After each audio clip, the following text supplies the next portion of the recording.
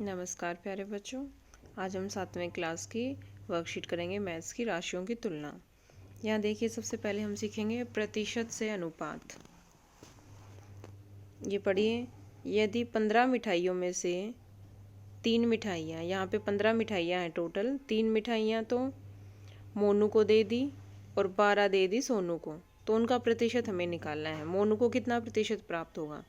मोनू को 3 मिठाइयाँ मिली हैं तो 3/15, और प्रतिशत निकालने के लिए हम गुना में 100 कर देंगे और बनेगा ये 20%। सोनू को प्राप्त हुई हैं, सोनू को मिली हैं 12 मिठाइयाँ, 15 में से 12, तो 12/15 गुना में 100, 80%। नेक्स्ट देखिए,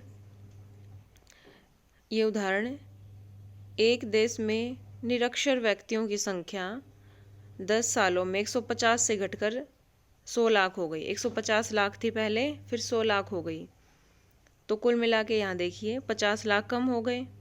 तो प्रतिशत निकालने के लिए जो कम हुए हैं, जो चेंज हुआ है वो ऊपर, मतलब 50 ऊपर, और पहले जितने थे, पहले थे 150, तो 50/150, और प्रतिशत के लिए गुना में 100 कर देंगे, तो ये आ जाएगा हमारे पास आंसर 33 सही 1/3%।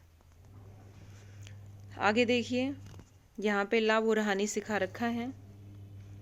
यदि कोई चीज़ जो हम खरीदते हैं, खरीदने वाले मूल्य को हम कहते हैं क्रय मूल्य और लिखते हैं CP, और जिस मूल्य पर कोई चीज़ बेची जाती है उसे कहते हैं विक्रय मूल्य। ध्यान से सुनना, जिस मूल्य पर कोई चीज़ खरीदी है, खरीदने को कहते हैं क्रय मूल्य CP, और बेचने को कहते हैं विक्रय मूल्य SP।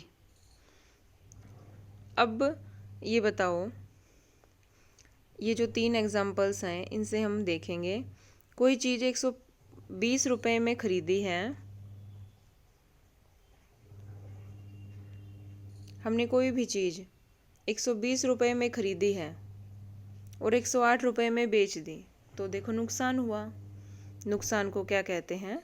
हानि।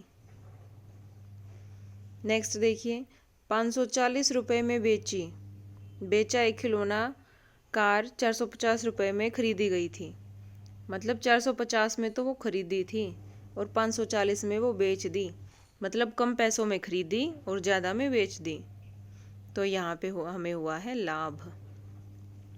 तीसरा देखिए, 1000 रुपये में खरीदी एक साइकिल और 1000 रुपये में ही बेच दी। 1000 में ही खरीदी और 1000 में ही बेच दी, तो हमें ना लाभ हुआ ना हानि, तो यहाँ लिख देंगे ना लाभ ना हानि, मतलब कुछ भी नहीं हुआ, जितने में खरीदा उतने में ही बेच दिया। आगे ये वाला उदाहरण देखिए, उदाहरण नंबर 1, एक वस्तु की कीमत 50 रुपये है, मतलब वो 50 रुपये में खरीदी जा सकती है, उसका क्रय मूल्य मतलब CP है 50, और उस पर नुकसान हुआ है, नुकसान मतलब हानि हुई है 12%, ये लिख दी 12% हानि। अब हानि हमें प्रतिशत में दे रखी है, हमें वो रुपयों में निकालनी है। यहाँ पे प्रतिशत है ये 12%, हमें सिंपली निकालनी है कितने रुपए का नुकसान हुआ, तो हमें हुआ है 12% का। कितने का 12%? 50 का। तो देखिए 50 का 12% ना, तो 50 लिख देंगे, और 12% है तो 12% के लिए बटे में 100, 12/100 गुना 50। अब इसको कैंसिल करेंगे तो हम आ जाएगा 6 रुपये।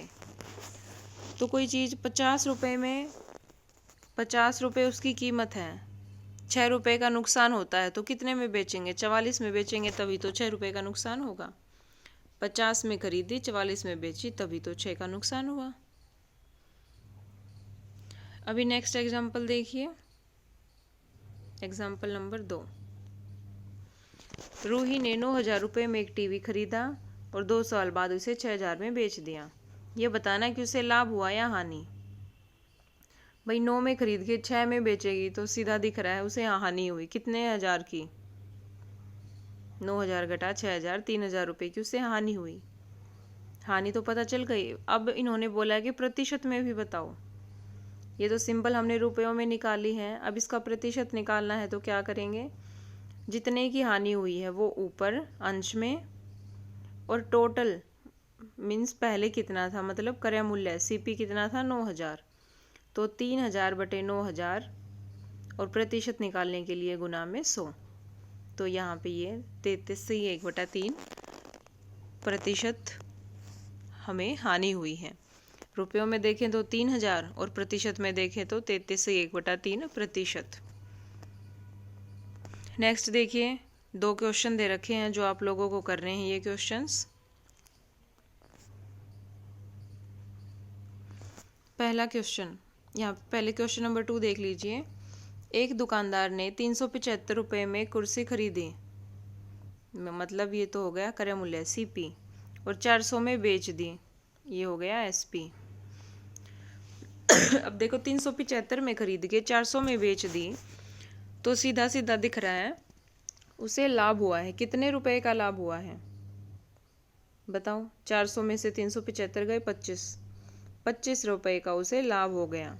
पर यहाँ तो पूछा है लाभ प्रतिशत। लाभ प्रतिशत, लाभ प्रतिशत कैसे निकलता है? जितना लाभ है वो ऊपर, और नीचे लिखेंगे सीपी 375 और प्रतिशत में बदलने के लिए गुना में 100 ऊपर। अब इसे 5 की टेबल से हम कैंसिल कर देंगे,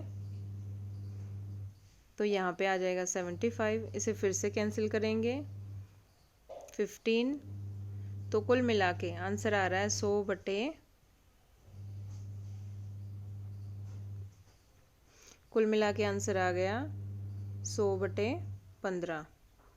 अब इसको आगे भाग देंगे तो दशमलव में आंसर आ जाएगा, ये हमारे पास आंसर आ जाएगा, मतलब 6.667% लाभ हुआ है। अब क्वेश्चन नंबर पहला देखिए।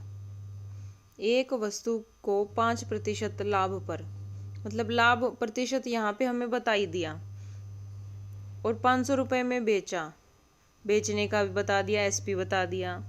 क्रय मूल्य निकालना है, मतलब शुरू में वो चीज़ कितने रुपए की खरीदी थी, ये बताना है कि वो चीज़ हमने कितने रुपए की खरीदी कि उस पर हमें लाभ भी मिल गया, और लाभ मिलने के बाद 540 में हमने बेची तो उस पर हमें लाभ भी मिला। तो ये बताना है कि कितने में वो खरीदी होगी हमने। तो इसके लिए देखिए,